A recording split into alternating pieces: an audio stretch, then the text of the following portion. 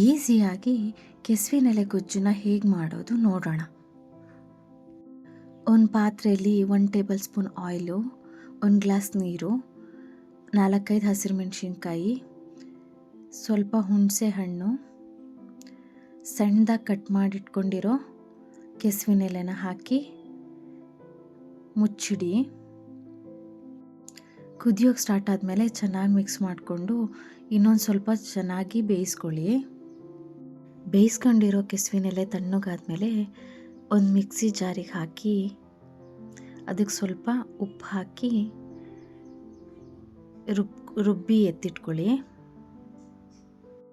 ಇವಾಗ ಒಗ್ಗರಣೆಗೆ ಎಣ್ಣೆ, ಸಾಸಿವೆ, ಬೆಳ್ಳುಳ್ಳಿ ಇದಿಷ್ಟನ್ನು ಚೆನ್ನಾಗಿ ಮಿಕ್ಸ್ ಮಾಡಿ ಒಗ್ಗರಣೆ ರೆಡಿ ಮಾಡ್ಕೊಳ್ಳಿ. ರುಬ್ಬಿರೋ ಮಸಾಲೆಗೆ ಒಗ್ಗರಣೆ ಹಾಕಿ ಚೆನ್ನಾಗಿ ಮಿಕ್ಸ್ ಮಾಡಿಕೊಂಡ್ರೆ ಈಸಿಯಾಗಿರೋ ಕೆಸುವಿನೆಲೆ ಗೊಜ್ಜು ರೆಡಿ ಆಗುತ್ತೆ.